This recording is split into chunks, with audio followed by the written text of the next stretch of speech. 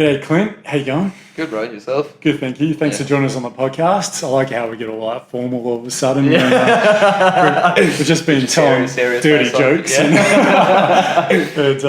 not safe for work type content. But Yeah.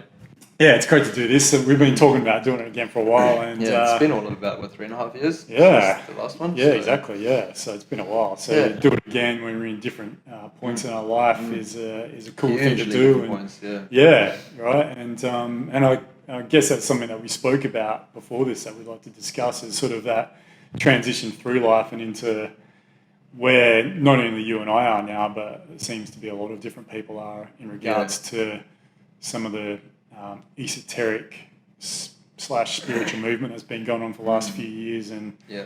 where we identify with and where we see ourselves in 2019 or towards the end of it. Yeah. So yeah, it's been a pretty incredible journey, right? It has been a pretty The last amazing few journey, yeah. years. It has, definitely. And I think, like you said, for a lot of people, it's definitely been a case of just growing with much more awareness around sort of what's happening within these, like you said, the esoteric, more spiritual sort of communities, and the fact that the intention behind it definitely was to break free from the normal mold of, say, religion and society and just create a new way of connecting with people. But Yeah. we've somehow seemed to have fallen back into the same old trap. Yeah.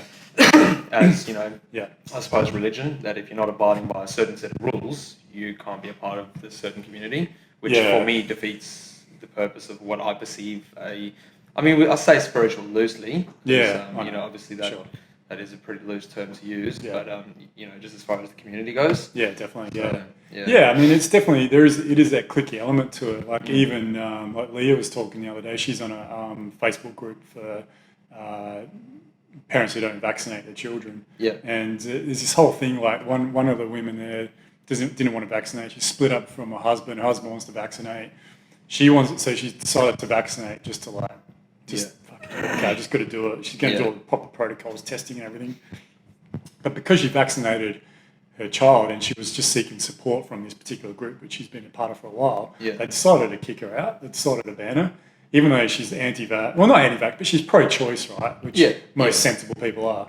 She's pro-choice, and then they decided to boot her out because, she, you know, through a bit of influence, she has decided to, you know. But that's like it's a lot of the disappointment I find, I know you do as well, is that there is that tends to be it's our way or the highway type scenario, which is sort of the antithesis of what this movement is supposed to be about. I think as human beings, through our intense desire to want to feel like we fit in and to feel like we belong, when we finally find a clique or a group that we do feel like we belong, or we're maybe revered or you know, we're held in high regard, we then tend to sort of have these set of rules that I need to be a part of this group, because you know, anyone with, say, an alternate way of thinking, or you know, maybe someone who presents a topic of debate, for example, like could be seen to be putting the clique under jeopardy as well. Yeah, right. You know, and questioning is like the worst thing you can do. Yeah, exactly. Yeah, definitely. So. Yeah, but that's like one of the most important things to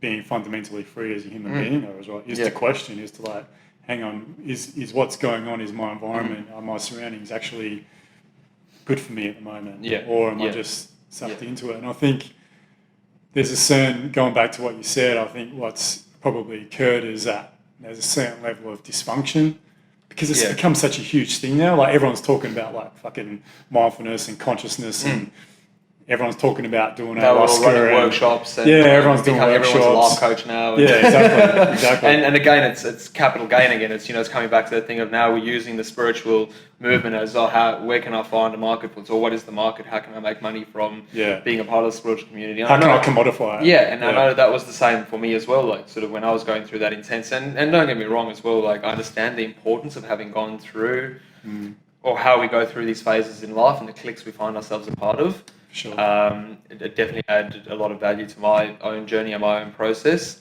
But definitely I also saw back then it was a case of, well, I didn't feel...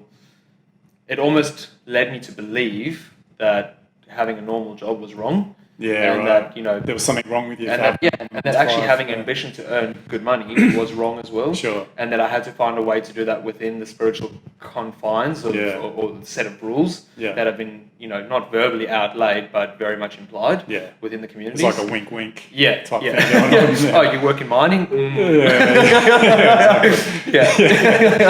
Yeah, exactly. Yeah, well, I mean, even it goes down to like you were talking before about like your music choices and all that sort of stuff too. Yeah. Like, you know, but you know, I think there's those elements of us that like of ourselves as individuals that there's still judgment. There's still, even though we like to think there are still judgments that come out, and I think what we're trying to get to do is like move from judgment into discernment is a much better practice. Yeah. Just so you know, like where to go and where not to, and who to stay away from, and who to bring in close as well. But the judgment aspect is still there. But do you think it's something we'd ever be able to eradicate ourselves from in this day and age, in this society, in this world we live in? Do you think judgment's something? Because I mean, I look at myself as well, and I'm 100% guilty of it too. Yeah. Like, you know, I walk around and I look at other people, and there's an immediate judgment. And it's almost an unconscious judgment. Yeah. You know, it's just this immediate response to patterning. you know, kind of looking at a person, and we tend to compare ourselves to other people. Well, especially when we're not feeling that great about ourselves too, right? Exactly. That's what I find I tend to do is if not feeling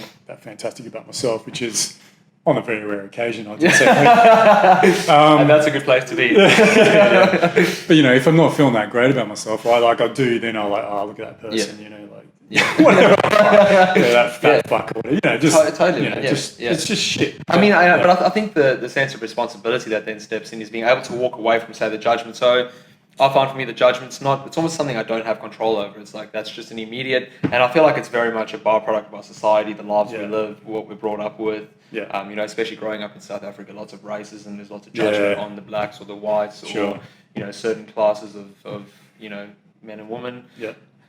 But I do find the quality of character then, or what defines our quality of character, is being able to then walk away and actually take time to think about, hang on a minute, like, definitely, that didn't feel right for me to judge that person in that way, or to feel that way about a person, and to connect then rather to compassion. And I find for me the way is really to look at where I've passed judgment on someone and reflect that back and go, what parts of myself am I seeing in that as well? Like, I'll give you a silly example.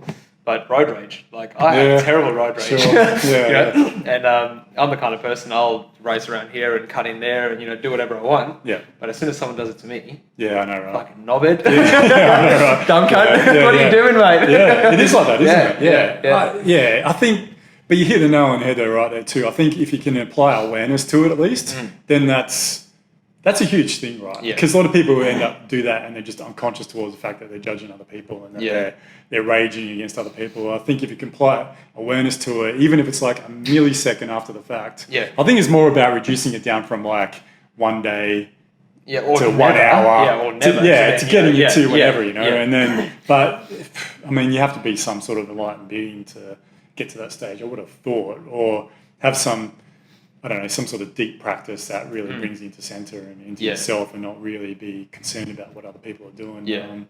But I feel like as I get older and as I get wiser and I get more comfortable in myself too, my judgments are decreasing. I think you start to beat yourself up less about it as well. I know I went through a phase where it was really a case of hating myself for the judgment I did pass, and, or you know, the way I maybe thought about people, or even about myself. But I think I'm realizing as I get older now as well, it's just I'm easing the pressure off myself a bit. Definitely. Just taking everything, you know, at sort of face value, and just not applying too much pressure to be a certain way or act a certain way. And I find with taking the pressure off, I naturally tend to kind of fall more into the space that I want myself to be in.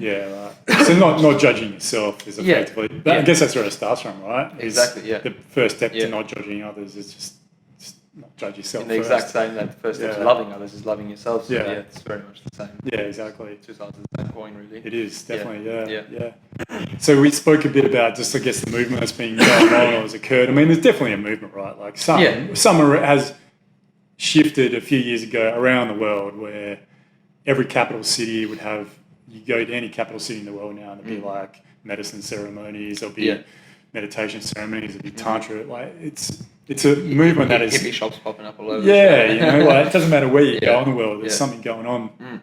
And so it has been a movement, but how do you feel the state of play is now with context to, sometimes I think about like what happened in the 60s, right? Because that sort of happened the same thing. There was this massive explosion. They sort of, not sort of, but it all went a bit awry. Like there was a heavy element of dysfunction that came into it. And then, you know, this counterculture came up, and then it was just suppressed straight away or within a few years by government legislation and things like that. And then we had all these missed decades of who knows what the fuck we could have come up with in those decades we lost to psychedelic prohibition. You know? But you know, we're on the brink of that again, where we're riding that wave. I mean, where do you feel like the state of play is now, with if you bring into some context where perhaps we're at the 60s? Yeah, I suppose what's different now is we're obviously living in a much more regulated society, and regulated and enforced as well. So I think, looking back at the 60s, shit got out of hand, man. You know, and it you know, things got pretty wild, and I think that in itself is fine as well. Had to happen. Yeah, it 100% had to happen. But I had this discussion with a friend, you know, who I live with out in 2J, and we've kind of discussed, you know, the possibilities of buying, say, 100 acres of land, subdividing it up, everyone has a share, it's like a community sort of space. We started to go into like the details of what would be required in a space like that when you're inviting that many different people, and there always has to be a set of rules. And I think what we then came to realize, that even when you try and break away from the mold, there is that need, there's that deeply innate desire or need as a human being to have some level of hierarchy and a leader or a spokesperson who represents the people. 100%. And, you know, so there needs to be a certain set of rules and stuff. And it does. I think, you know, some people in the communities, especially like with some of the movements around the protests and all that, like I'm very much for, you know, climate conservation or you know, nature conservation, climate conservation. I very much stand with the movements that are happening as far as us needing to implement some big change in the world, focusing on renewable resources. However, I also feel like sometimes it comes from a place, or these people that enforce this or, you know, really jump on the bandwagon, it also comes from a place of wanting to enforce their indifferences and strip completely away from society. And I mean, that's fine. Of course, there's people that have done that, who've just moved out into the wilderness and have completely disassociated themselves from society. But I think with the movement that's happening now, I think it's important to remember that there is still a certain set of rules that we need to abide by. These set of rules tend to trigger people for the most part, especially with the new movement that's happening. People don't like the rules and laws we have to abide by, and for the most part, I don't either. But I think what that has the tendency to create is a victim mentality. And so we all kind of sit around going how much we hate the government and the Prime Minister and the law and what they're doing, and we focus so much on what they're not doing for us or where their downfalls are, that then puts us in this victim mentality, and nothing's ever going to change then. I think it's important as individuals to realize that if we want to make change, we need to look at ways that we can actually implement that change. How are we going to go about enforcing the change in healthy ways? It doesn't need to be done like, especially, I suppose I'm more referenced to growing up in South Africa, like looking at the protests and the riots there. Like it's not just a protest and a riot for change. It's like suddenly we're burning cars, people have got ties around their neck, burning their faces off. Like it gets out of hand, you know what I mean? Like it's, you know, so I think it's really, we're at a day and age when, change needs to happen. We need to stop focusing on so much, you know, all I see on social media these days is the Prime Minister and what he's not doing or what he is doing and what a knobhead he is. And he probably is a knobhead. Probably. But, you know, but while we're focusing so much on that, why aren't we focusing what we can do as individuals to make the change that we need? You know, definitely. I mean, I think that's a big push with, and I think why a lot of people are resonating with someone like Jordan Peterson is he's all about, like, and I can understand why people aren't that into him either, but like the core of his message is around just get yourself sorted out first, right? It's the whole thing of clean your bedroom before you try and clean the world. Man, and there's a lot of projection, I think, that goes on, especially because it's all like, I see it pretty much now in 2019, it's pretty much all one movement, this environmental, spiritual, economic sort of movement that's going on. It's all sort of one movement. They're trying to like transcend where we've come from, but it's a lot of people like, and we've seen this too, with people who are trying to coach others or whatever as well. They've got no ability to look after themselves first. Like it's just it's like a form of addiction to. It is a form of addiction, right? Instead of they call it spiritual bypassing, right? So instead of like looking within and going within and what do I need to do? What elements of myself do I need to work on to be a better human being? And instead, they focus on teaching people how to, I don't know, do remote healing sessions. Just stuff that's like, it's not fundamentally, it's not in this material. It's not in reality. Yes, it's not in reality. No. And we've got no chance really to implement the change that we want to see if we keep acting that way. Yeah, it seems like at the moment that's the majority. Yeah, and you very much hit the nail on the head with like the whole spiritual bypassing, and I feel like it's a form of escapism as well. I think living in this day and age, so the way I also like to look at it is like we're here, yeah.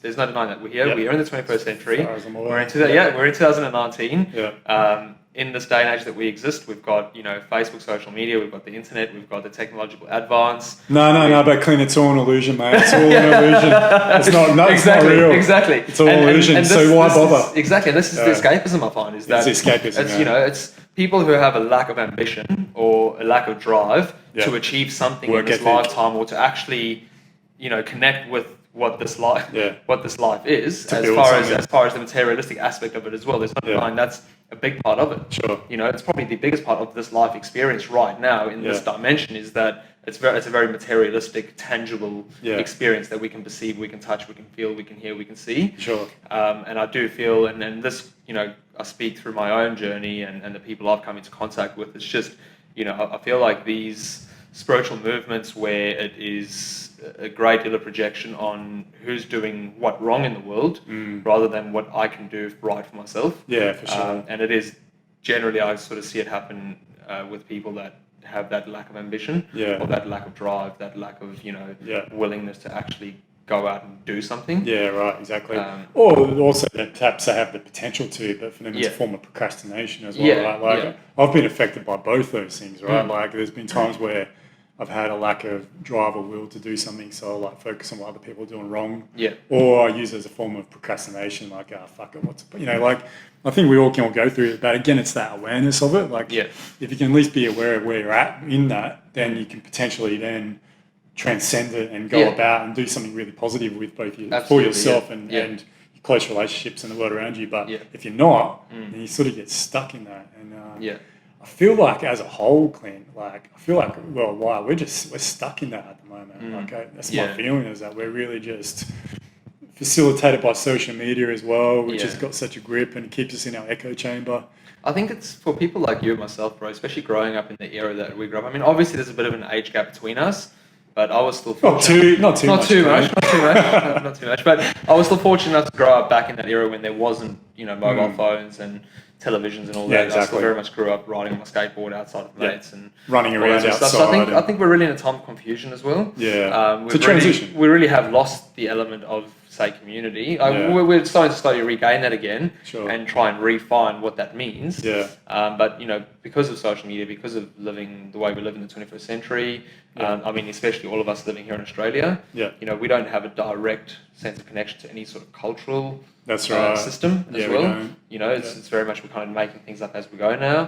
So it's a confusing time for a lot of people, and I know for myself as well. Like that lack of connection to any sort of cultural belief system. It is a bit of a tough one sometimes, because it's like we develop our own sense of morality now, and we're just really trying to figure things out. And of course we make a lot of mistakes on the way. So I think it's interesting times, man. It really is, and it's interesting to see where the world's going to go to from here. Because as much as, again, through social media, we see all the bad shit happening, which is most of what you see these days. There's also a lot of good shit happening as well. Yeah, that's it. It is true. A great deal. And I think my biggest thing, and what's really been coming up for me recently, is just gratitude. Like, what I find, and going back to, just say the spiritual bypassing or within the communities and this blame game or this victim story that we play, is that people just aren't grateful for what they have. Especially all of us living here in Australia. Sure, on the media we see a lot of bad things happening, but there is so much to be grateful for, man. Definitely. Like, look at the fucking place we live, bro. It's absolutely beautiful. Yeah, exactly. So much space. Like nature is on our doorstep. Just no matter where you live. Like most beautiful coastline in the world. Big open blue skies. It's a very free, safe place to live as well. So, and it is, and the more I wake up every day and express or connect to gratitude for what I have in my life, the happier I am.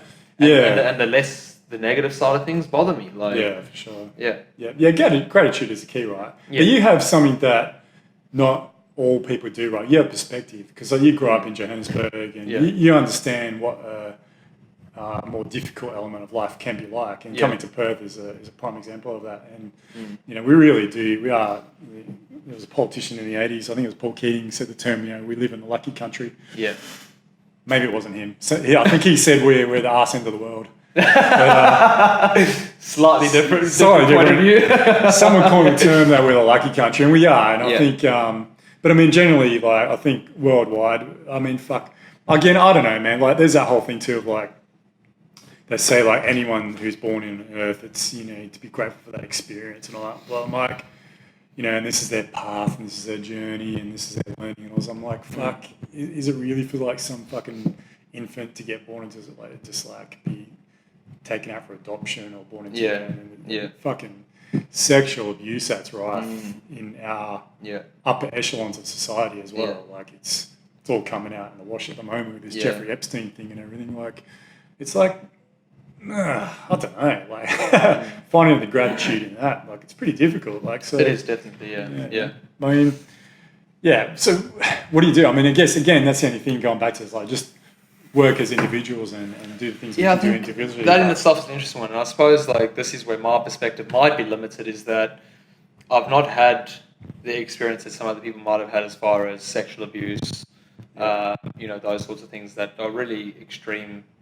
Trauma. It's trauma, really extreme trauma. War.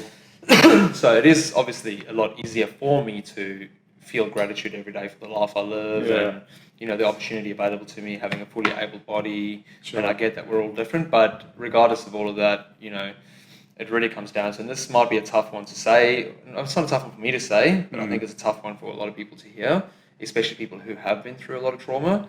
I'm not downplaying in any way that trauma is a real thing and it's it's tough, but we do create our own reality. And again, every day comes back to what we choose to focus on. If you've been through trauma, you've been through it, it's happened already. You're not going to change that. The only thing you can change is how you deal with it moving forward from here.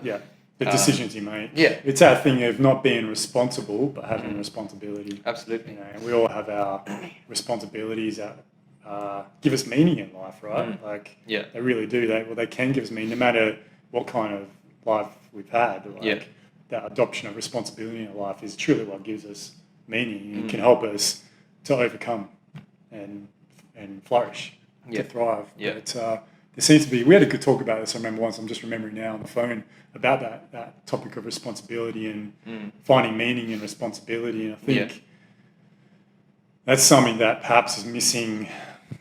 Like, because I've noticed it, like, especially with female friends of mine in these circles, there tends to be a lot of men in these circles who are unwilling to take on responsibility. And ranging from everything to like being tens of thousands of dollars in debt and then going into a relationship with this woman, or like this woman might have a child and then the dude just goes and lives with them and doesn't work, or it's more often than not these days. In this again quote unquote sort of esoteric spiritual movement.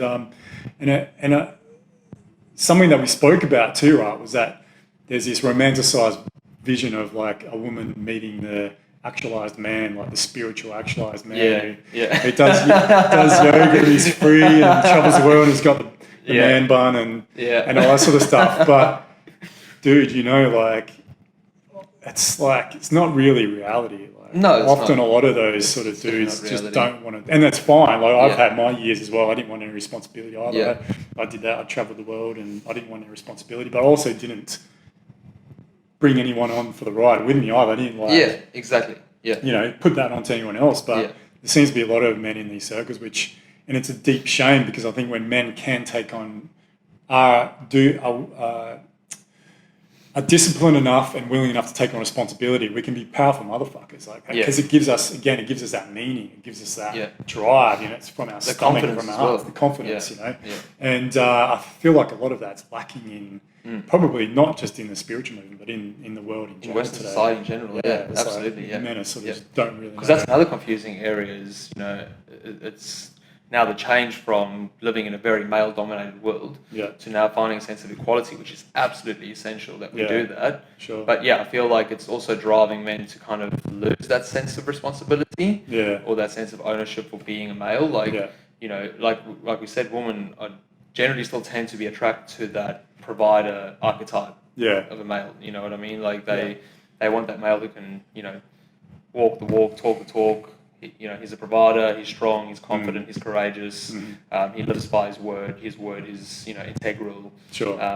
But essentially the woman are looking for these men in the wrong places, absolutely. Yeah, exactly, A spiritual man isn't just someone with a man bun who travels the world and, you know, is, you know, trying to find his way through doing that. Like, a spiritual man can be any man who's living his truth, living his integrity. Yeah, like, definitely. The most spiritual men I've met recently have been working up on the minds. Yeah, you know, who are just fully down packed with their daily practices as far as even meditation goes, exercise, you know, just certain things that they implement into their life which create a successful life. It also creates a good headspace. Sure. And they have strong ambition, you know, strong leadership skills, characteristics that define what I perceive to be a really potent and strong, like male, masculine. Yep.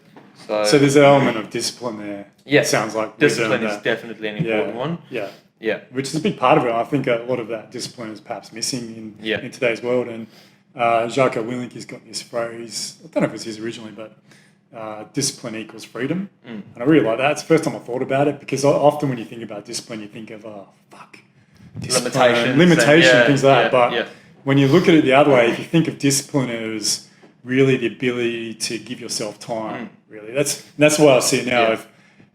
Not just time, but also space and energy and all these elements. Like, if you're disciplined enough to get up at a certain time in the morning, meditate, exercise, eat the right foods, it exponentially increases your quality of life. Yeah. Exponentially. And it doesn't have to be humdrum. You can change it around, you can move it around. Yeah. But it's implementing those practices. It's implementing what you know is going to radically transform your life. Exactly. And like you said, it's in the simple things. It's not, I need to like have this serious disciplinary practice now that every day it's like this tedious, arduous task that I set myself. Yeah. But it's in the simple things, man. And anyone who wants to be successful, and that's regardless of whether you want to be a successful businessman or a successful hippie. Yeah. Like, exactly. You need discipline. Yeah, you do need discipline. Yeah, exactly. Yeah. Speaking of undisciplined, should we crack open? Some birthday rung. My birthday present from Clinton. Yeah. Very much, Clinton. Is it from the Philippines, is it? Or is it? Fiji. Fijian Islands. Nice. Looking forward to this. I never used to be into rum that much, but last few years, I'll get some ice out too. I've been really into it. Yeah. That's the other thing too, right? Is like alcohol. I think like so many people that decide, I'm not going to drink alcohol anymore. Or it's like, what? I think a large part of the problem is just the inability for discipline again. Yeah. And again, coming back, like I had this conversation with a father who's very much atheist. He believes in a sort of a higher power, but he's very much just like, don't believe in much. But we had the conversation around moderation, and even moderation in moderation is important. Yeah, exactly. It is. Yeah. It's like all of what we have here at our fingertips is worth experiencing. Why deny ourselves the ultimate human experience? Definitely. And why deny ourselves the feeling of what alcohol brings? Like it's not necessarily a bad thing. Yeah, addiction to alcohol and ongoing consumption of it is not good for your body. Sure. But to sit one night and have a couple of rums like we are now, it's enjoyable. Cheers. It's great. Yeah. That is good stuff. Very nice. Nice and smooth. Yeah. Yeah. We've known a lot of the same people over the last years, and I think one of the things that I can identify that perhaps happens is that there's people come into it with a level of addiction, and that addiction also can turn into an addiction of sobriety. Yeah. Do you feel maybe that addiction sometimes stems from like trauma as well? Do you find people most of the time who have generally been through more trauma have a tendency to kind of attach onto things because of the feeling it brings them? Exactly. And I speak very much from my own experience as well, just in terms of control some shit and things that like that growing up for me as well. And I've had my vices with marijuana, with other drugs, and it's very much chasing a feeling, and it's just that feeling of like just numbing the pain For sure. for a moment. It is very much like a coping mechanism. It is, for sure. And Totally. and it's easy for the coping mechanism to become an addiction because Yeah. it's just, it just becomes this natural thing that, Yeah. I feel like it's helping me cope with my shit, Yeah. but It's just more than another anything, it's addiction. just suppressing it. And Yeah, exactly. And and it's something that isn't really spoken about enough, I don't think, because there's like, I don't know, like, I guess one rule of thought around it is that it's that person's journey and okay, that's fine. But I think when you start getting into the realms of then those sort of people then teaching other people or assisting other people when they've still haven't really resolved or released or integrated their trauma in the form of addictions, and that's I take issue to it. Like I try not to. Like I try to again be like open-minded to it and understand. Yeah, this is just part of the path. But I always have just taken issue with it. I think there's perhaps isn't like any perfect time to be that sort of person, but like the people I really respond to and really learn a lot from, like yourself, and I feel very fortunate. I've got a tight group of friends around me who I know I can learn a tremendous amount from because they're self-aware. Yeah. Like there's a no matter where they are. Self-responsible as well. And self-responsible. I find the biggest thing for me, and it's probably the reason I have such a strong connection with you, and a very small handful of other men or women in my life is. It's so rare. Yourself too, bro. Thank you. It's so rare to come by these days to find someone who can not only take responsibility for all the good shit they've created in their life, but take responsibility for the bad shit as well. Yeah. But like the real bad shit too. The bad shit that it's like it's easy to just point a finger and go, you're the reason I'm feeling this way. All right. Like someone can really step up with me and go, no, I'm allowing myself to feel this way based on what you've done. Sure. Like that level of responsibility is very, very rare and very hard to come by these days. It is definitely, But it's man, when you find those people, hey, you like just bring them into your life. And that comes back down to what you were just saying before, about like I really look at it now and I look at what's happening, say, with the spiritual movement and the communities and stuff. And you see a lot of these now self-proclaimed shamans who've spent, 6 weeks in a fucking ayahuasca retreat in the Peruvian jungle. Or sometimes not even. Not even, and are now suddenly, some self-professed shaman doing the work, and this sort of shit again comes back to that disciplinary practice. Like shamans spend a lifetime. It's a whole life journey. Yeah, that's right. Of growing up in these communities and becoming a medicine man or a shaman or it also shits me to see what's happening these days with people running these courses, these big seminars, putting on this big spread, but you really get to know them as a person, and it's a letdown. It's a huge letdown. Yeah, definitely. Well, again, in the social media thing too, right? You can create a second life for yourself, where you portray yourself as so well fabricated. Yeah. I mean, a good friend of ours, Tash, she was talking about like how she had a relative who was an accountant for a couple of these people who were doing this sort of thing, and he was just like, what they're showing on social media is not the life that they really have. And what happens though, right? And I think we had a certain leeway at the beginning of all this where there was a bit of buffer room where we could get away with it. But I think it's just becoming so entrenched that people just aren't believing. People aren't wanting to even engage anymore. And it's like it's preventing a lot of good happening in the world.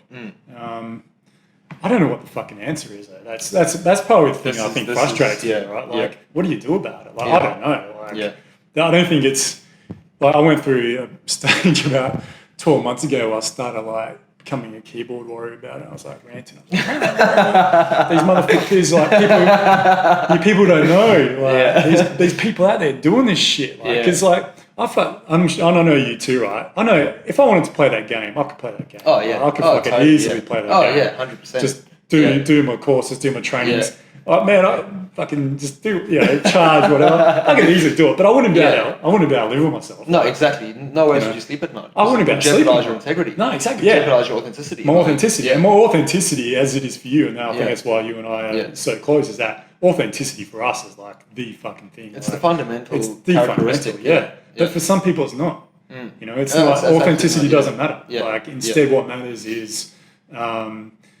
how people perceive them. And what they're doing. And very much living through the veil or the filter of how they're perceived by others, rather than living life truly for themselves. Exactly. And this is a big bridge to kind of to step over. Is are you truly living your life for yourself based on how you would like to see yourself live your life? Like, not Right. based on how your peers, your family, anyone else sees you. Yeah. And I find, and again, through my journey as well, it's also been a case of, very often I go out and the overplaying thought in my mind is, what's this person thinking of me? And do I need to change my behavior? Do I need to change the way I'm looking or presenting myself? Or, and again, that's not living life fully to its fullest potential. You still have that now? No. Definitely now it's Used to. changed a lot. Yeah, very much. Like, Right. I think that was a big part of like getting back into, say, like the mining career. That was a pretty big step for me. Yeah. And again, obviously because, well, for obvious reasons, it's mining is very much a big part of what's detrimented our, the climate essentially. It's obviously, there's no denying that it's stripped the earth bare of her minerals, resources. Yeah. It's a sad Turning reality. into fossil fuels. Yeah, it's a sad reality. However, we're all a part of that. Yeah. No matter how much you try and exclude yourself from it, you are a part of it, whether you've built a house or you live in a house or you drive a car or you use the roads or use public transport. Yeah. Living in any Plastic Western society, products. you are a part of that process. You are.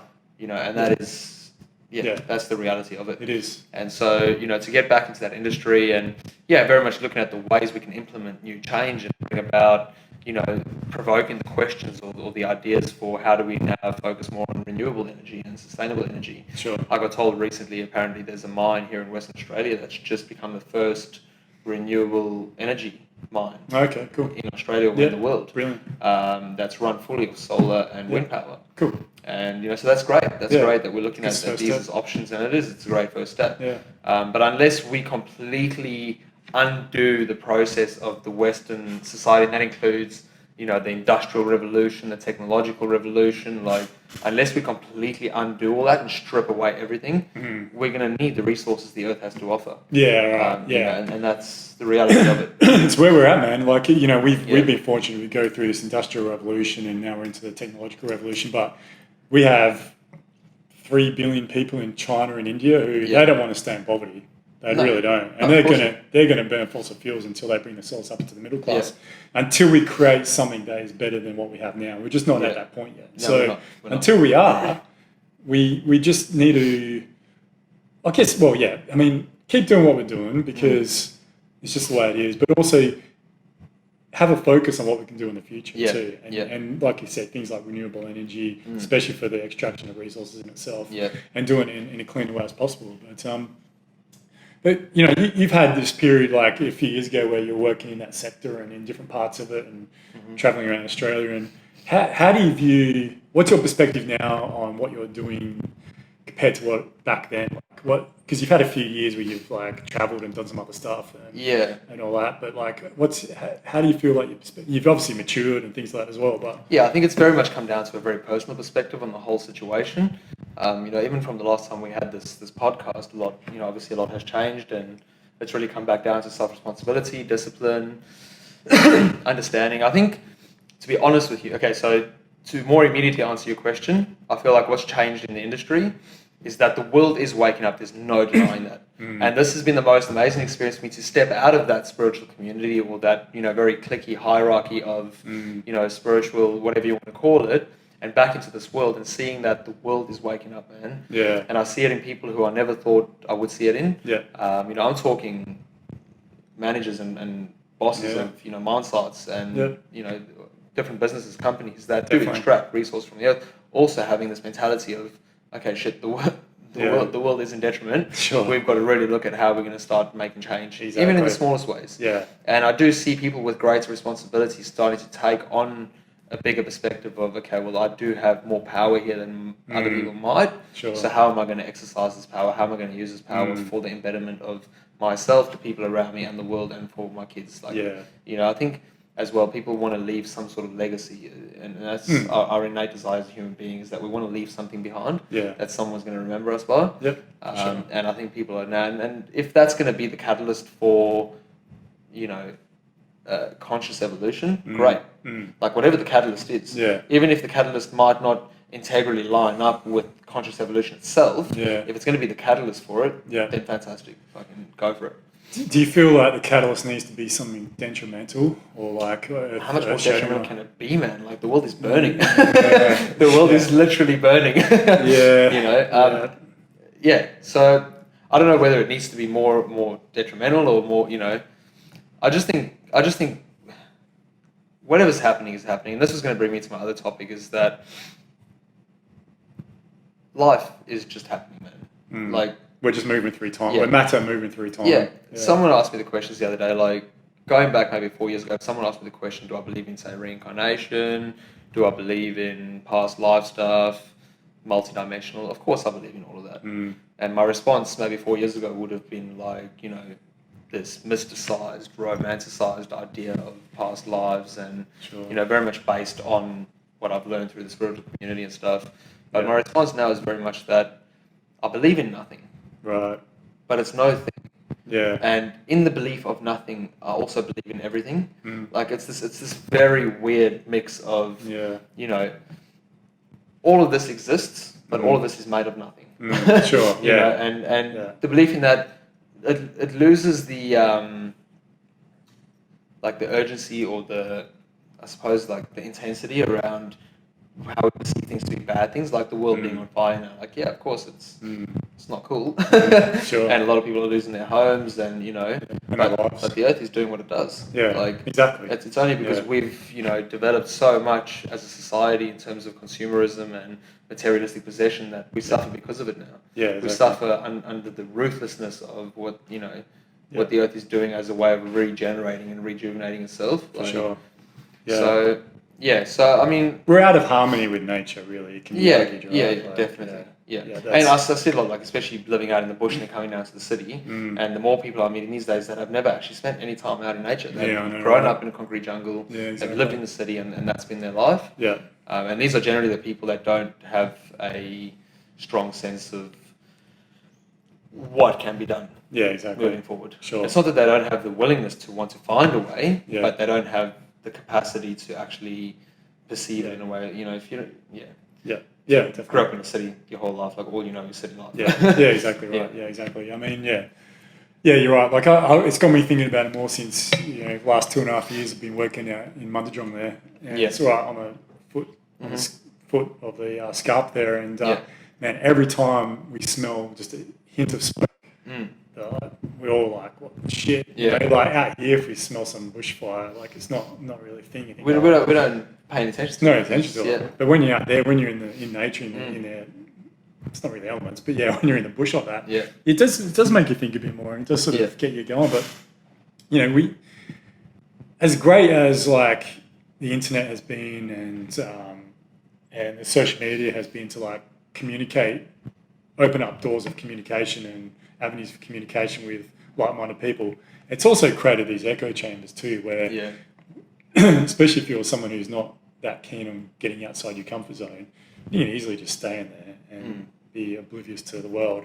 Yeah. You might see that's the other fucking thing, right? You might see what's perceived, what's shown to you going on in the world through mass media and through social media. But it's all, like you said before, it's not all necessarily true, right? Like, it's very fabricated. when you go, like, if you watched the news or any sort of anything social media these days, you'd think the world was like a fucking going to hell in a handbag. But then you go and travel around. You think we were experiencing the apocalypse right now. You think there's terrorists running around everywhere. And I mean, there are places in the world that the apocalypse does. You go to fucking Syria right now. It's probably, or Libya, and there is that. But all in all, like, when you travel and you meet different people and you start to like strike up conversations and friendships with like different people, you're like, this whole thing about us being different and needing to fight each other is absolute bullshit. Fucking bullshit, man. But it's what's perpetrated upon us as a way of just making us fear, because it goes to this thing, like the part of our brain that first gets triggered when we see anything on the news is like the reptile part of our brain, right? Like before it gets to our neocortex where we can actually think about it and reason, Yeah. we get hit by this first, and then all our reactions are like, oh, fuck. the world's fucked. I'm not going outside my door, you know? Yeah. And it does. It instills a great sense of fear. It instills a great sense of fear, and I feel like we're operating from that sense of fear still. Yeah. And even in... Well, that's what racism is. That's, prejudice is. It's fear. Exactly. It is fear, man. It is definitely, I mean, I grew up in Rockingham, right, which is like white fucking... In the 90s, Rockingham was like white English. Yeah. There's not much in the way of ethnicity through there. It's changed a little bit now, but like my first trip overseas was like, first port of call was at Dubai Airport, which is like a hub of international people. I remember walking through there thinking this is just like the most amazing thing I'd ever experienced in my life. Like people from all over the world, they look different, dress different, smell different, like the food was different everywhere.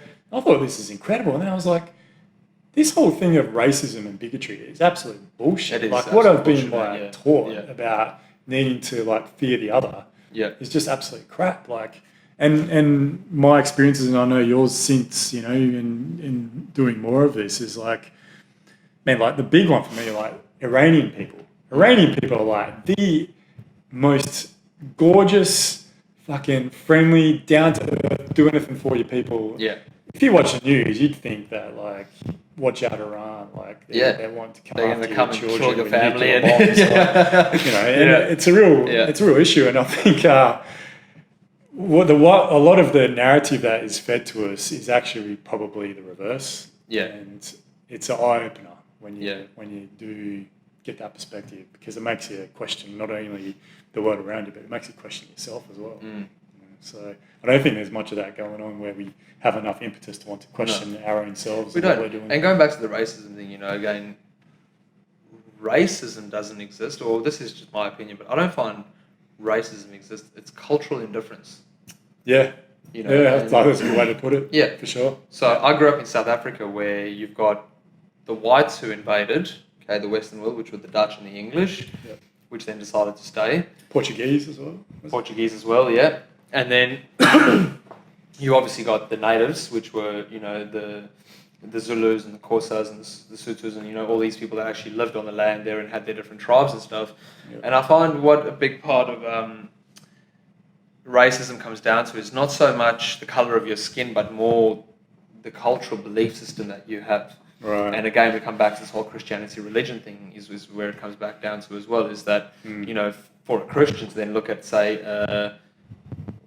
I'm going to say the word not being racist, but like at a black culture, for example, or a black, ethnic group, and to look at, they might either sacrifice chickens or, these different practices they have that for them means a lot. It's an important part of their cultural practice. Yeah. But as a Christian, this is like devil work, you know what I mean? Yeah, right. And so there's that immediate barrier there now is that, I don't understand you culturally, I don't understand what you're doing. Sure. And rather than try and understand what it is you live by or the set of rules that you abide by based on what is running back through your DNA for thousands of years, I'm just going to completely cut you out and write you off as a human being, and you're lesser than me now because you don't follow my set of rules and practices, and So and that's the unfortunate thing is that more than it being a colour thing, it's a cultural thing, and we don't in our culture take the time, or in our society take the time to invest in acquiring wisdom and knowledge around cultural practices, and to actually see that there's a common thread that runs between all of them.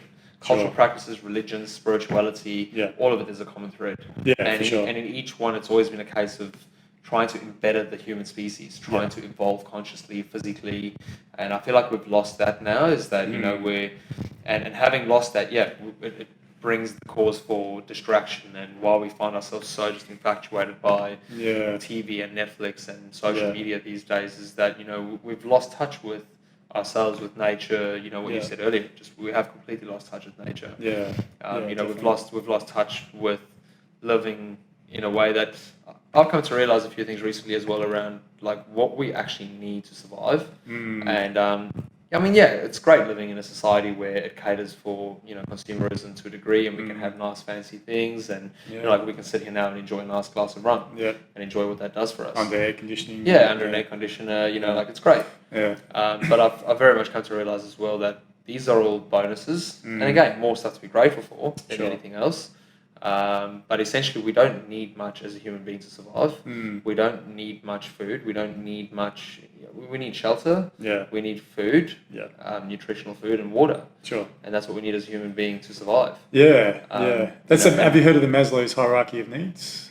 Have you No. heard of that? It's Maslow, I think, was a psychologist or psychiatrist, but basically come up with this pyramid depiction of that. Like Okay. the base of it is, what you said is all we really need is a roof over our head, food on the table, and clean water to drink. Yeah, and that is the common that's thread the that meaning of connects it. us. Yeah. That makes us all a human being. It is, yeah. And none of us are exempt from that. No. It doesn't matter Not any how one of much us. money you have in the bank. Exactly. You take all that money away, Yeah. you still need a roof over your head, water to drink, and food to eat. Exactly. It doesn't mean because you have $1 billion in the bank or because you're some fucking spiritual guru that now you can live off absolutely nothing. Yeah, Like exactly. I'm sure, there's people out there that claim to be breatharians or breatharians, whatever you want to call it. Please. Good on you, mate, but like, it kind of defeats the purpose of being a human being. Yeah, I know, right? Yeah, exactly. It does, doesn't it? Yeah. Well, I mean, I guess that's the thing too about like, that idea of sanctimony, like for years and years, or hundreds of years, right? It's been about being in a priesthood or being a monk, or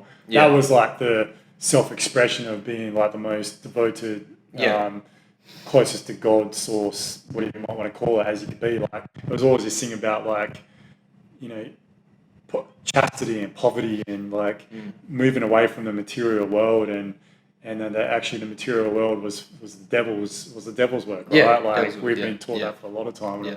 I think that's Reading the newspaper, watching TV. Yeah, exactly. And it's amazing how that's chopped and changed as well. And so we've really got to look at the progression of society and go, back in, say, the 40s, 50s through to the 80s, 90s, what Christianity perceived as being devil's work then, and now it's completely acceptable. Yeah, exactly. You know what I mean? But now there's more that this is the devil's work now. Yeah. And, so it's changing as society goes on. So we've really got to look at and go, okay, religion it's a pretty poor interpretation of what's wrong and right.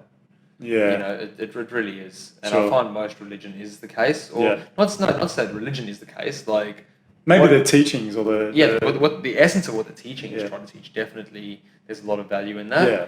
But I think the way it's been molded and shaped and well, the hand of man, right, Yeah. has come into it. Yeah, That's the thing. The true essence of it is that of love and et cetera, et cetera. But these also and rules. Then there were rules that are written down in a time on this earth which is very different to what it is now, and they just don't. They barely apply to today's life.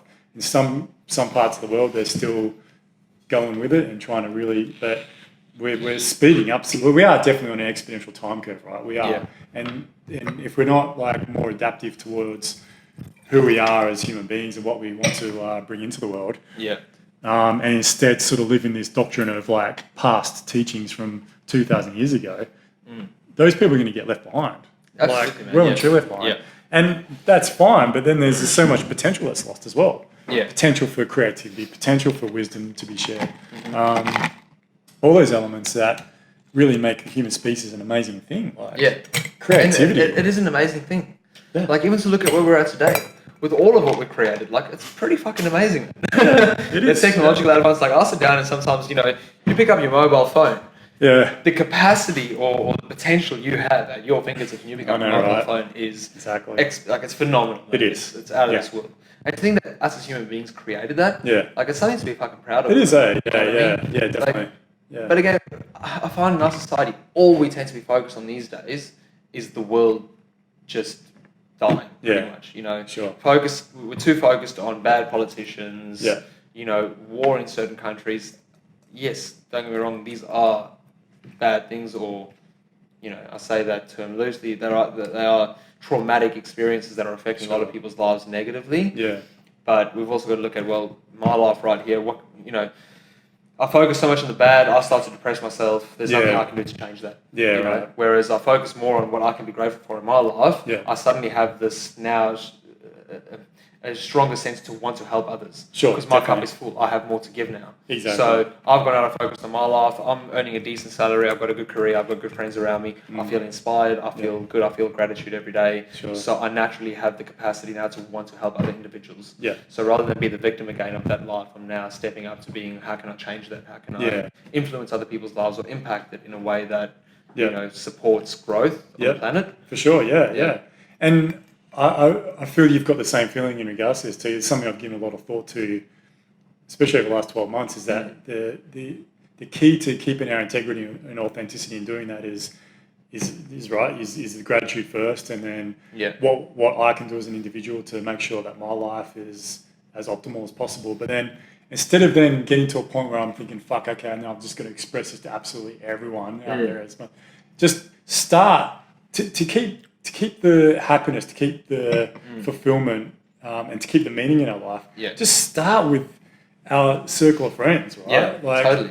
Think global, act local, right? That whole thing of and just expand out from that. And I think that's the best way that I feel, or the best direction to prevent burnout, or to prevent really something from going awry, is just start small. Start at work. I've just started doing some mindfulness sessions with different employees there, or colleagues who want to do it.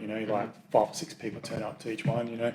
And it's that's the best I can do right now. The best I can do for me is work on myself, eat good food, exercise, meditate. After that, what can I do? Well, I've got a family, so of course, then my family is the next consideration. But after that, it's the people that I spend most of my day with, which are my work colleagues. So, okay, let's work with that.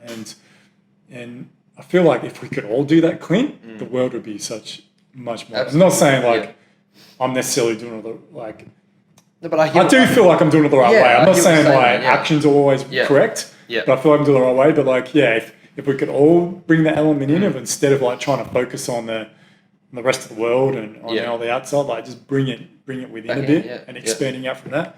But unless you have some big, warfighter jet plane or whatever that you can fly over to the Middle East and bomb down some, fucking whoever's causing the shit. That's one way we can change. But like you said, it very much comes down to what can I do here in my own local circle of friends and community that will impact the world in a positive way. Yeah, exactly. And that's where we start, man. I agree with you 100%. That is the only place to start. Yeah, really. Yeah, definitely. Yeah. So how do you feel for some people that are watching this, if they're feeling like they don't know how to progress, or they don't know how to move forward, I know I've been there, I know you've been there too, a little bit stuck of what's the point of it? What am I doing? What's the point? What are some things that people can do to just get that momentum going, start the ball rolling? For me, I always find, firstly, the fact that suffering is a fucking good thing. Suffering is good, and it's part of the duality. It's part of the balance. We resist it so much in our life, but it's what pushes us for growth. Is that when we suffer immensely, we hit rock bottom and we go, I need to make some changes now. Right. Because if things are going good, you're never going to make a change. Well, it'd be good if you could be in that space, but not a lot of people do. But no, of course not. I find for me, the way I've kind of implemented change and to progress and really come out of those spaces, firstly, reading books is a big one. Acquiring knowledge, I think, is an important part of it. As a human being, we've been given the gift of thought, of being able to possess knowledge, reflection, self-awareness. So acquiring knowledge through reading different books.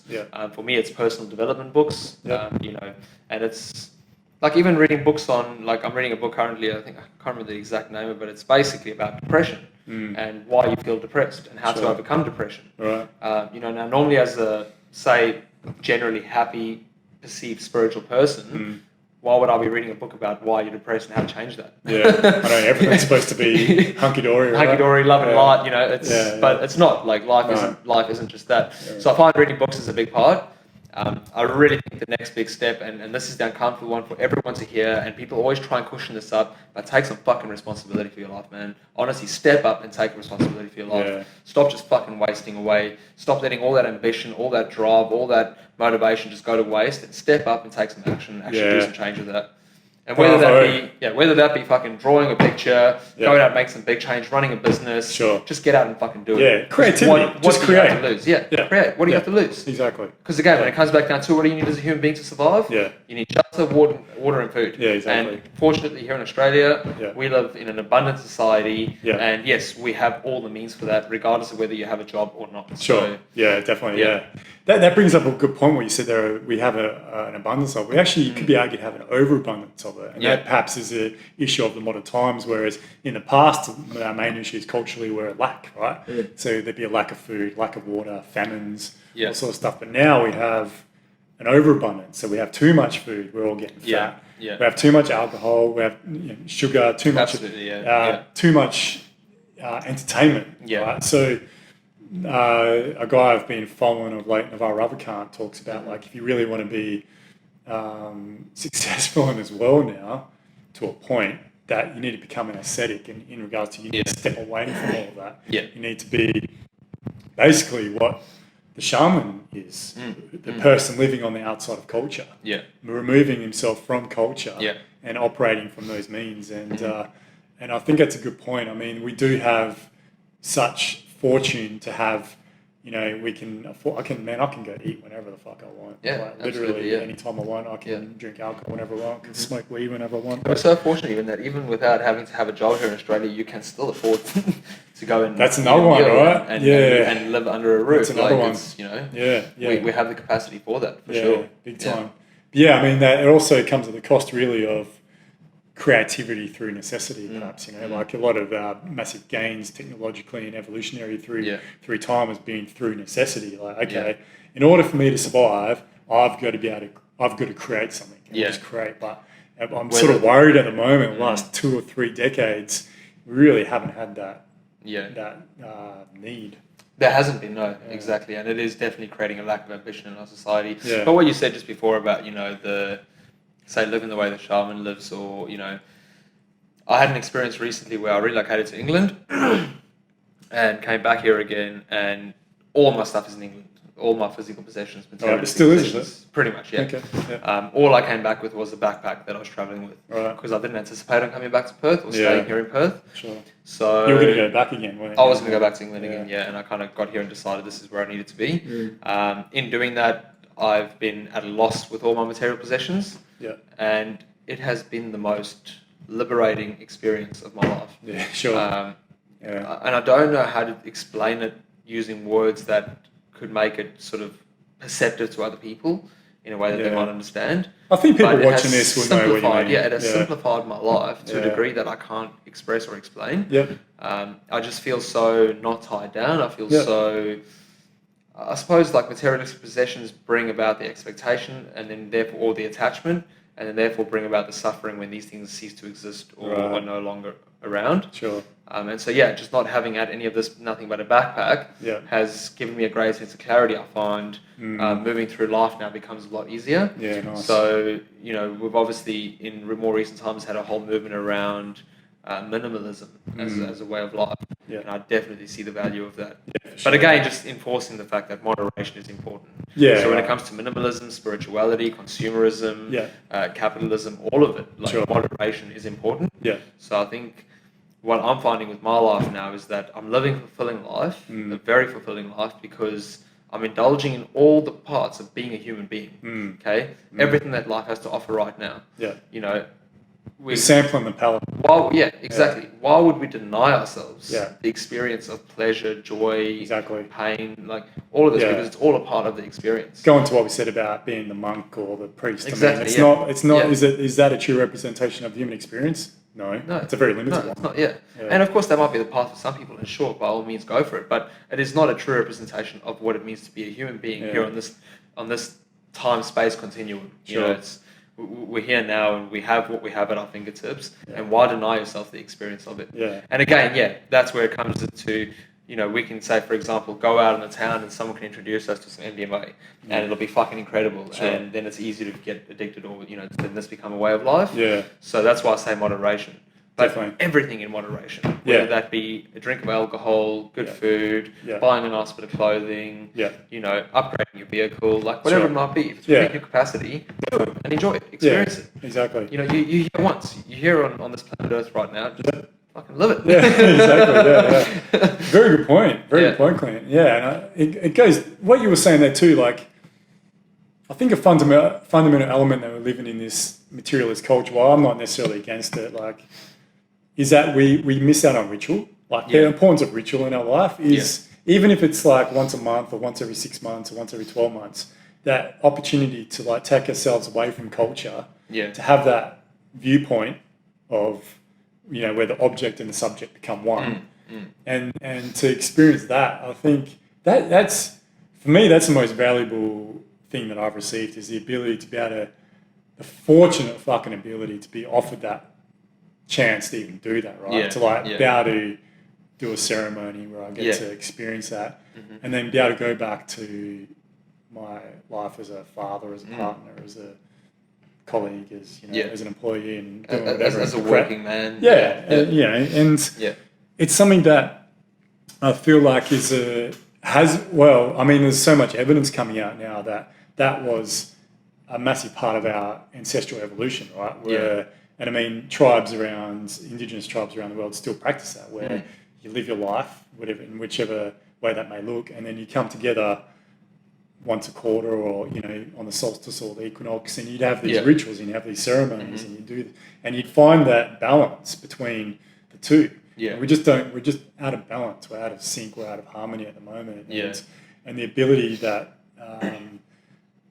that perhaps is pushing forward, that we've seen in the last, let's say, since 2009, 2010, with this advent of being able to experience ritual, is mainly beneficial to us as a species. The difference is, at the moment, we've got no way or no fundamental reasoning behind integrating those experiences.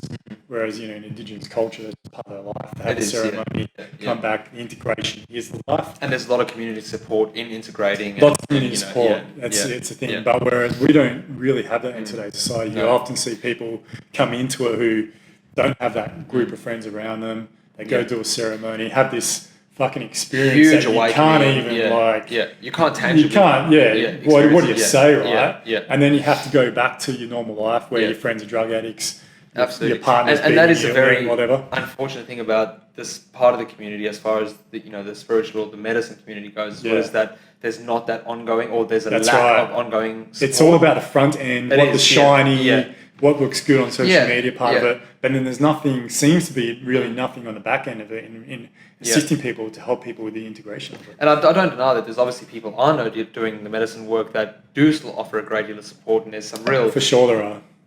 Blessed individuals out there doing some fucking amazing work, but for the most part, there's a huge lack of support. There's a huge gap there. Support, massive gap. And that's what's creating this dysfunction too, absolutely, right? And we're not really taught the ways to integrate what we've learned into. So, a big part of my journey over the last probably 2 years. So I think the last time we did a podcast was probably, a year and a half ago-ish? No, it would have been like 3 years ago, I reckon. Sorry. 3.5. Let me say 3.5 years ago. Yeah, 3.5 years ago. And back at a time when I was doing lots of medicine work, and towards the end of that journey with the medicine work, like the last probably 4 ayahuasca ceremonies I had, man, she kicked my ass. Like horrendously. Like, it was fucking horrible. I did not enjoy any second of it. You know what I mean? It was tough. But the message I received was that it's like, why do you keep coming back here? Why are you still sitting here? Because every time you come back, it's the same intention, it's the same lesson. You go away. It's just like perpetual cycle. This endless cycle of, well, when are you actually going to take what you've learned from this space and go and apply it? And so for me, the journey over the last couple of years has very much been, applying what I've learned through my work with plant medicines, traveling the world, immersing in different cultural experiences, being part of different movements, is actually applying that now to my own lifestyle.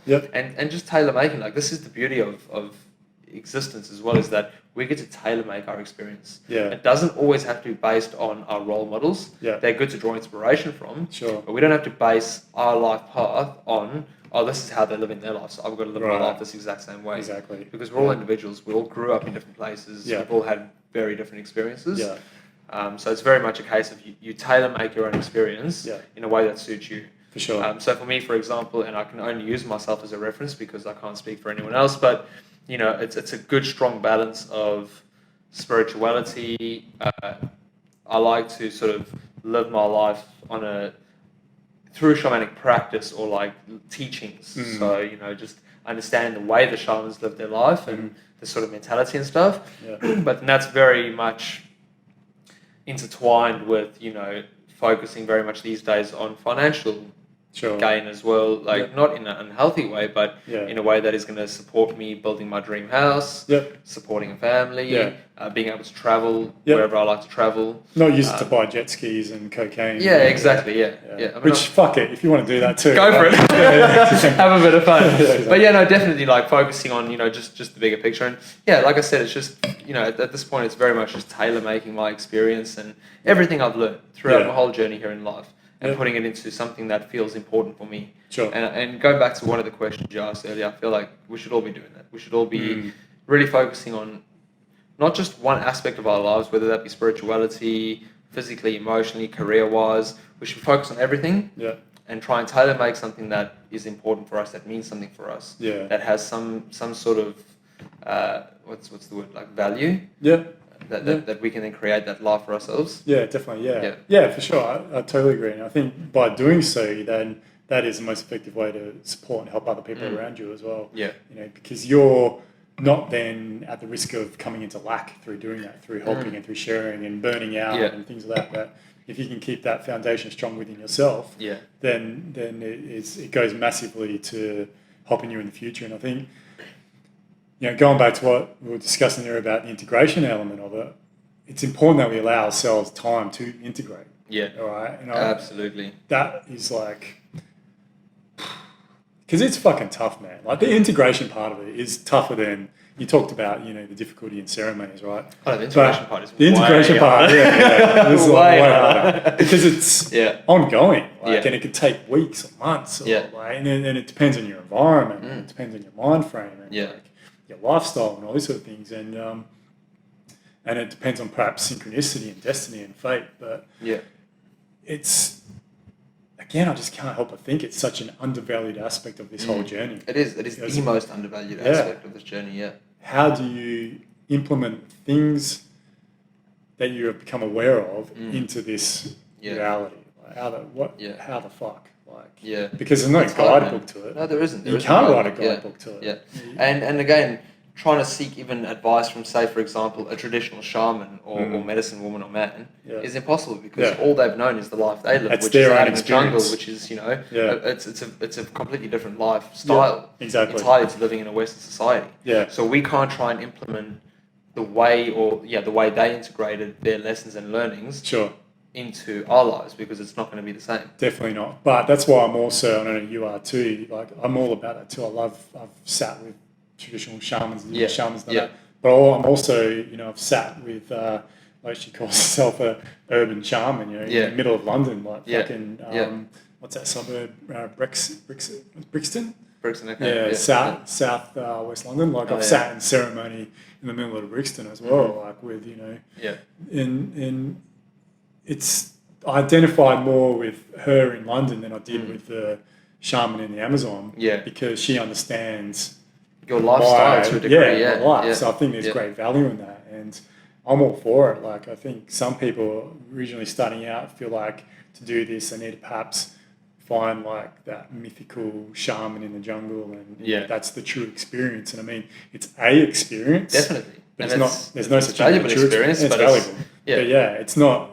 How are you going to then be able to relate that into your own world? And when I went to the Amazon, I had 2 or 3 ceremonies here beforehand, and I'm glad that I did because there was people that I sat with in Peru that never drank ayahuasca before, and I was like, fucking goddamn, like and they were pretty full on ceremonies too. Yeah, because I must say, like going, having sat in Peru as well, it's like what we have here in the Western society as far as the service or facilitation of plant medicine goes, is it's a very protected experience. Yeah, it is. And it's very much guided through music and it's loving and, there's always someone contained. Someone there to comfort you if you need the comfort, which is great, especially living in the society we live in. But going out to the jungle or, to Peru or us as well, you don't get that level of comfort. It's very much like, this is your journey. Exactly. In the deep end you go, see you later. Yeah. And you will literally come face to face with the devil, right? 100%. Literally come face to face. And it's like... And you will be 100% alone with him. You'll be alone with it, exactly. And then it's up to your fortuditude to work out, okay, who am I? What can I offer? What can I bring to this experience?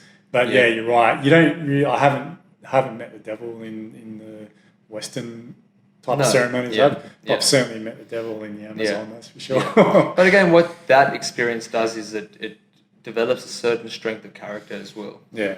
Is, and it comes back to the whole thing around trauma and suffering. Yeah. Is that we look at it and go, this is a terrible thing. We need to eradicate suffering from the world. Yeah. No, we fucking don't. No, that's right. It's part of the human experience. It is 100% part of the human experience. Yeah. And how would we ever know what true happiness is if we didn't experience intense suffering? Yeah. We just wouldn't. Yeah, exactly. If all we knew was happiness, then it wouldn't be happiness. No, that's right. It would just be whatever it was. It would be dull, completely. Yeah.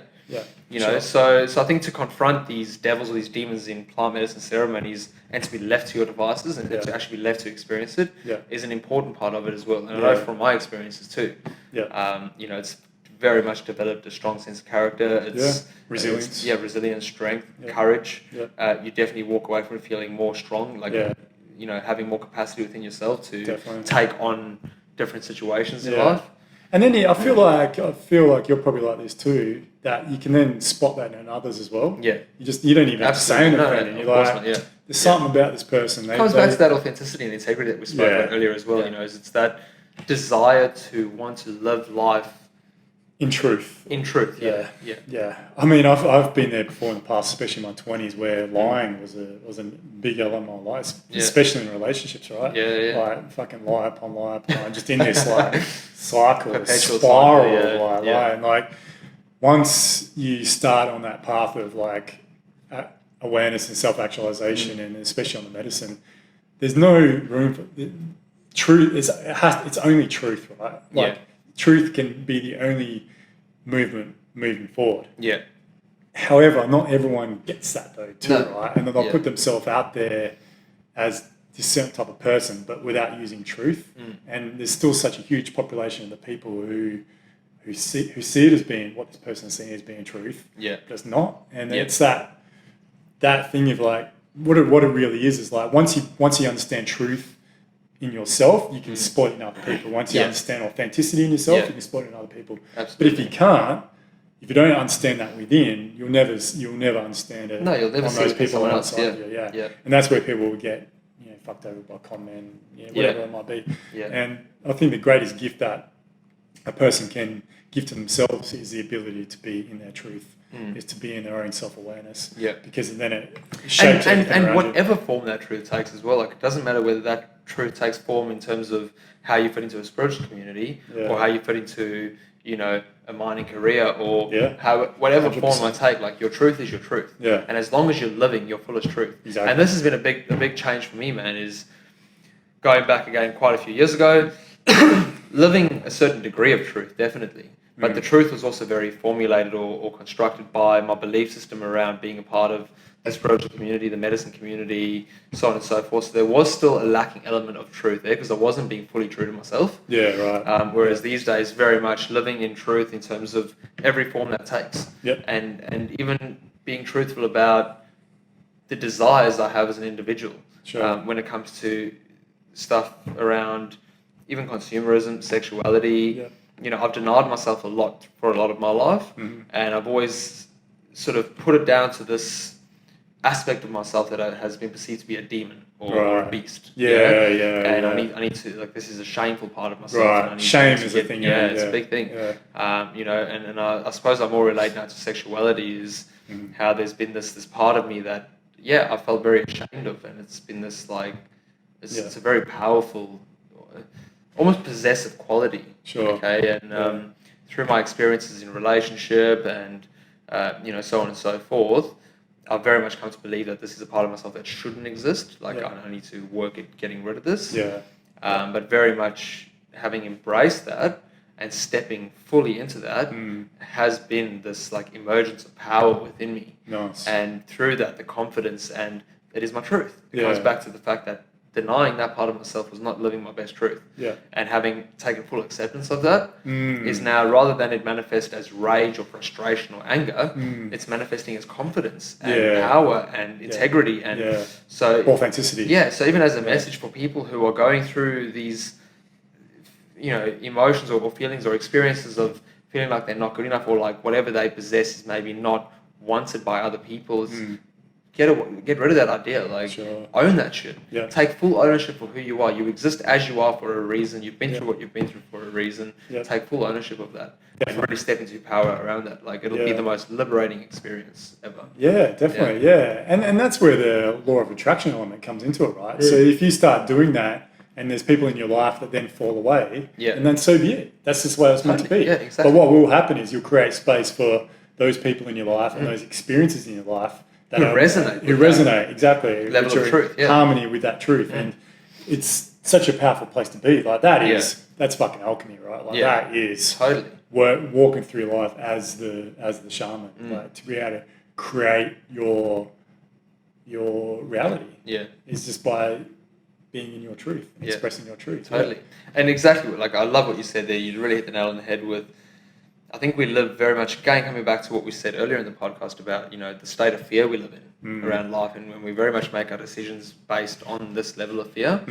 And so again, coming back to that aspect, which is, we fear what other people might think, or we fear who we might lose through fully stepping into our truth and our power. Right. So we continue to live a lie. We continue to say these little white lies here and here and here and here and here because I want this person to think of me this way, I want this person to think of me that way. Yeah, definitely. And it's all, again, very fabricated. So it's the same as Facebook. We fabricate the way we're perceived by others so we can look the way we want them to see us rather than living in that full truth. But for people, say, for example, who are stuck in toxic relationships, it's the fear of being alone again. It's the fear of never finding what they might have in this relationship. And if it's because of the fact that you are denying yourself a certain, whether it be desire, pleasure, a certain level of, I can't really think of the exact word I'm looking for, but whatever you're denying yourself, the fear you live in through, say, not leaving that relationship is now limiting you from having that experience. Yeah, right. So when you fully step into that truth and you're just honest with yourself, again, you attract those people that then fulfill you in a way that brings about those experiences. Definitely. So those experiences of whatever you've been denying yourself, like and you've not left your toxic relationship out of fear of not finding something like that again. You're only limiting yourself from finding something better. Right. Exactly. You are, but it's such a huge part of our society, right? The amount of people that are in unhappy relationships, or they're just not. There's nothing fulfilling about them. It's like it's a pretty serious issue. And we don't really talk about it too much because it's I guess it's embarrassing. Like or it can be embarrassing as well. But, I mean, I feel fucking grateful. Like, I'm fortunate to be in a relationship where I'm just with someone who, we work out our shit, we work together, and we're looking to build something together, and there's a respect element and trust, and a massive amount of truth in our relationship as well. You attracted that because of where you were at. Because where I was at, I've got to go back to when I'm, I'd met you obviously a bit before you getting into this relationship, but knowing where you're at when you attracted this into your life, you were very much stepping just into your integrity, your authenticity, your truth. Like you had no shame in denying, admitting who you are fully as an individual. And so you attracted that, man. And that's the foundations that you built. Like it's the very early stages of, when we start to tell small little lies here and there, or sort of give a misrepresentation of who we are at the early stages of relationship. Well, those are the foundations. I know, and right? Exactly. From the get-go. It's very difficult to it's like a pyramid, isn't it? Now you've got to keep that lie up for the rest of your way through it. Exactly. Exactly. So you've obviously built that relationship on very integral foundations. Very strong roots.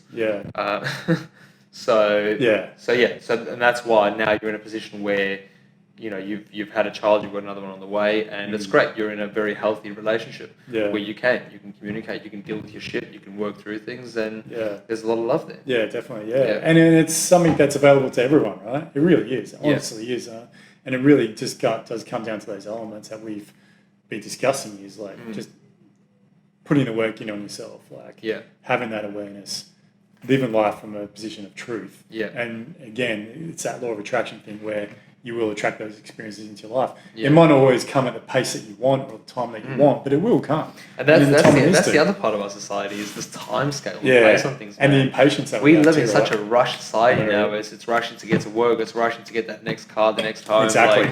We live in a very rushed society, and so we place these time restrictions on ourselves. And things might not always come in the time frame you expected, but it will come. Exactly. And working with the law of attraction and manifesting, and I understand the full power and potential this has as a practice. It's just patience. It is. Patience is a fucking virtue. Man. It is, man. If you look at any successful person in the entire world, like it did not happen overnight. It's a process, man. Patience and persistence is like is the two things for entrepreneurs, right? That's a big key to it. But I was thinking about this the other day. Like I was watching I've been getting really into economics lately because like when I was younger, I just used to be so fucking bored. Like the idea, I never really learned it because I was just thinking of economics as being the most boring fucking thing I could ever learn about. But I've been able to find the benefits of YouTube and the internet these days. I can find more entertaining ways to learn about economics. But the advent of credit, right, has like, I was thinking about the day, the advent of credit has really shifted our brain patterns into what we perceive as manifesting in reality, right? Because now, because of credit, instead of working towards or being patient towards those things that we want, like saving up for a new car or something like that, we can easily take out credit within moments. And then all of a sudden we have that thing that we want. And I think we've now had this generation of people, me included, yourself as well, where there's this expectation that we'll get exactly what we want when we want it, because we have this ability to gain credit just out of fucking thin air, right? We just fill out an application online and all of a sudden we get this loan that we want. And it's to the detriment of, it's to the benefit of our economy, but it's to the detriment of our own personal understanding of the powerful manifestors we are. Because we live in this dense physical reality, right? We live in this 4D reality, with three dimensions plus time. 4 dimensions. It's dense. Like, it's not the highest aspect of ourselves. But because it is so dense, time is slower. Like, time, it does take time to manifest things, but they do manifest. Like, if you put the work in on yourself, you will attract the right partner. You will attract the right job. You will attract the right creativity. And whether that happens in the next month or within the next 10 years, it doesn't matter. It does not matter. It doesn't matter. But we don't live in that society. And I think one thing we touched on in a conversation the other day we had on the phone was around exactly that. Essentially, was exactly around this sort of this time scale and. Let me just. I completely lost my train of thought there for a second. Time scale with manifestation, or it'll come back to me. Okay, we'll hold that thought. Come back to you, remember it. But I remember.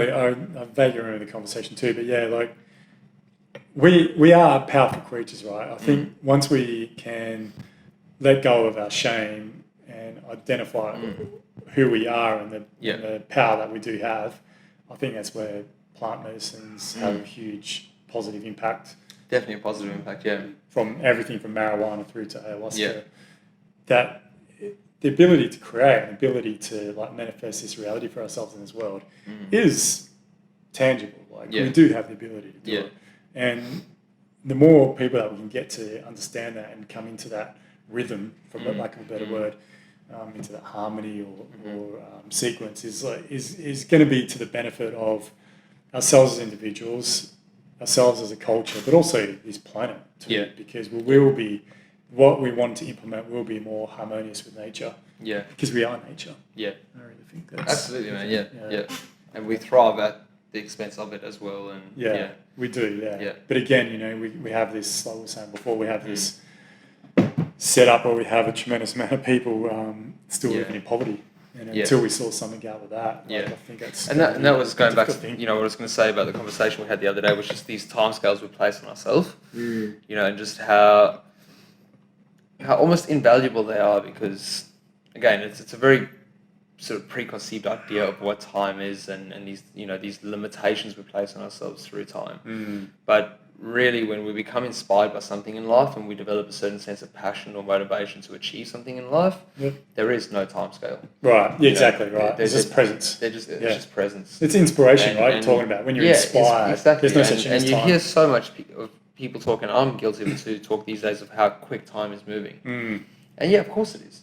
But it's only moving quick because we have the sense of urgency in our society. Like we have this real strong sense of urgency to achieve this right now. Exactly. It's like someone wants to make $1 million, they want to make it right fucking now. You know what I mean? Like someone's a car they want it right now. And I speak for myself too. It's like when I want something, I just want it now.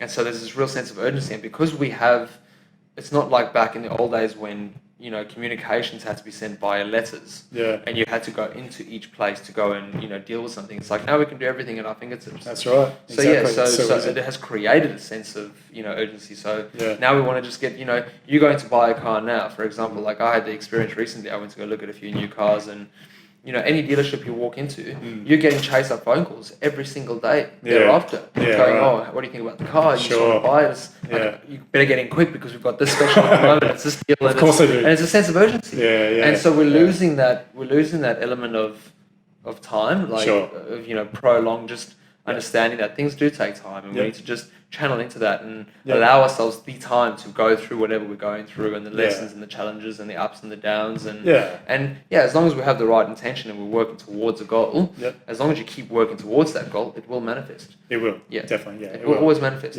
But man, there's also times where you just think, fuck, it's not going to happen. It's not going to happen. And that's where trust is an important element of it too. Like, because I still experience it. I know you do too. Yeah. Like, I'm like, oh, fuck, is this all going to work out? Like, shit, Yeah. But it always does. Yeah. It always works out. It always does. And that was another thing we had in our conversation the other day, was around the despondency you experience when things do not go your way, or you've been working towards a certain goal and now suddenly shit hits the fan. Yeah. And it's very easy to go, you know what, chuck the towel in, fuck it, I can't be arsed, just going to go another direction.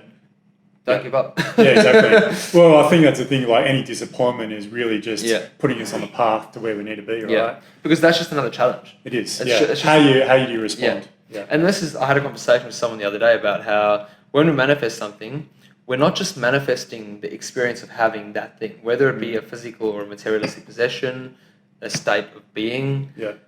We're also manifesting the challenges required to develop the character that can possess that manifestation. Yeah, sure. Yeah, so right. if I want a certain thing, yeah, I need to possess a certain quality of character to possess that and enjoy it fully. Yeah. And so when we manifest things, it's not just giving us what we've manifested, or we're not giving ourselves what we manifested or creating what we manifested. Yeah. We're also creating the challenges that are going to help us grow or develop a certain sense of character and strength or whatever it might be to possess that manifestation to fully take full advantage of it as well. Yeah, definitely. Give us the tools to move forward with, to actually build and implement those things. Yeah, for sure. Yeah, that's an absolutely critical point of it. No doubt about it. Yeah. Well, what do you reckon, Clint? I reckon that's a good note to wrap it up on. Yeah.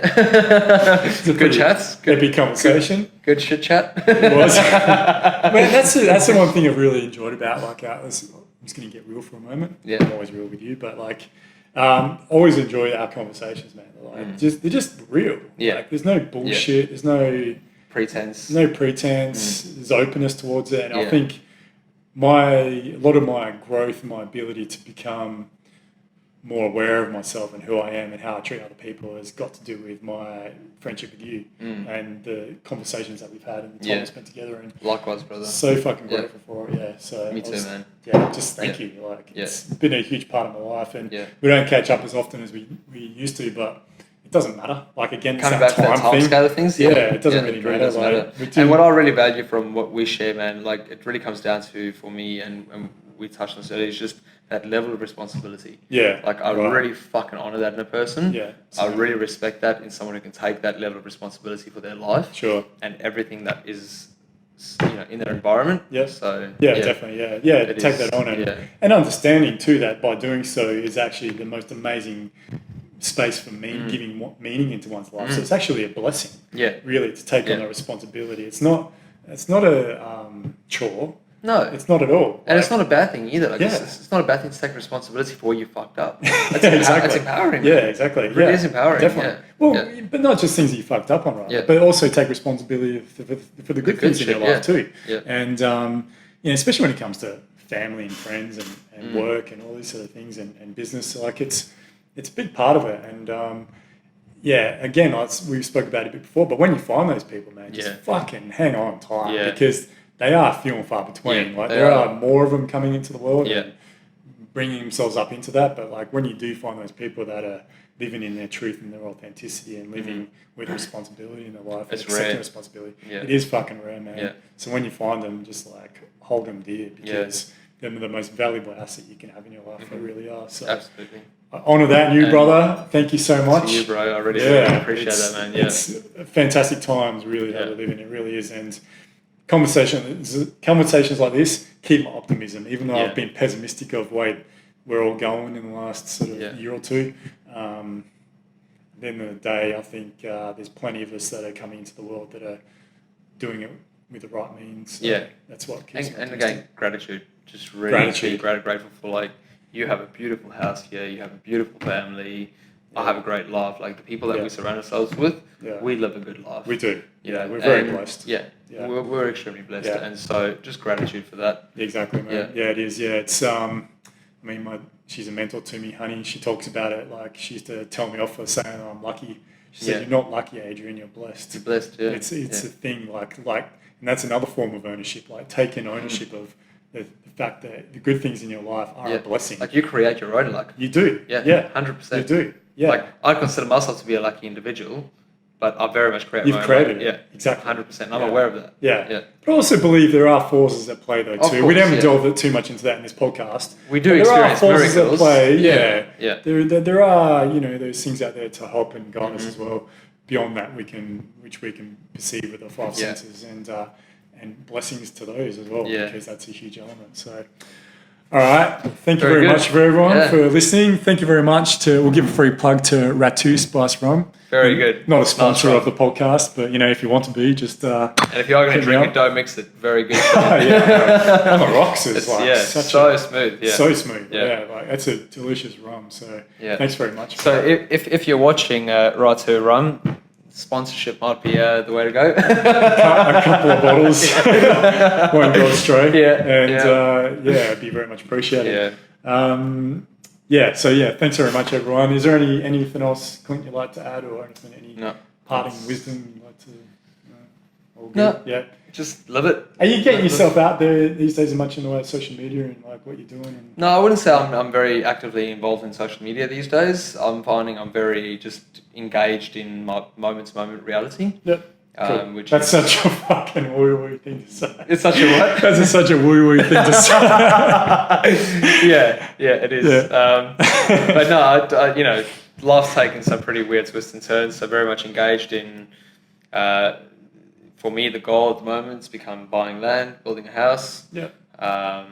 Focusing on career, yeah. future development, how I'm gonna create something that my family potentially is going to benefit from as well. Definitely, creating with your own hands. Yeah, that's very much it's such a noble path. Yeah. And a misunderstood and not enough focused on path. It's just creating with our own fucking hands. Yeah, exactly. Yeah. So based on my own very recent experiences, I suppose the best bit of wisdom I can depart to other people is to really just get out there and create. And it doesn't have to be in the form of building a house, but drawing a picture, reading a book, just doing something, sharing something with someone. Like, creation is our life force. It is what we're made from. It's our purpose here, man. Is to create. So just really get out there and do it. Don't stagnate. Don't procrastinate. And as well, when you do procrastinate, don't guilt trip yourself. Yeah, exactly. Be okay with it. Yeah, exactly. Don't judge yourself. Yeah, for sure. Like the most immense amount of suffering we experience is through suffering we've created. Yeah, for sure. Which is the limitations and the expectations we place on ourselves. Yeah, it is. And when we don't fulfill those. Yep. So definitely. Don't be hard on yourself. Create. Go out there. Live it to the best you can. Yeah. That's it. Yeah, I mean, we will stop this podcast, but you really got me thinking about something Terence McKenna spoke about a lot. Was we're living in this realm where we're sort of like consuming culture rather than creating culture. Yeah. So speaking to what you're saying there, I think, that's right. If you can move away from consuming culture and get into actually creating culture, like you said, even if it's a poem, a drawing, if it's something for yourself, but there will be something come from it, and that's what the world needs. Absolutely, we need to create culture.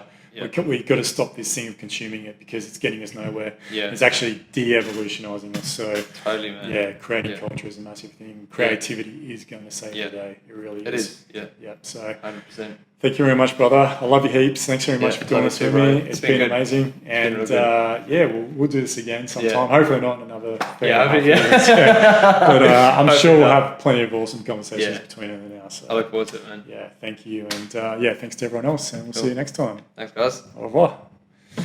Nice one. Sweet. Thank you, brother. That was good, man. I enjoyed that. Good little shit chatting session. We did shoot the shit.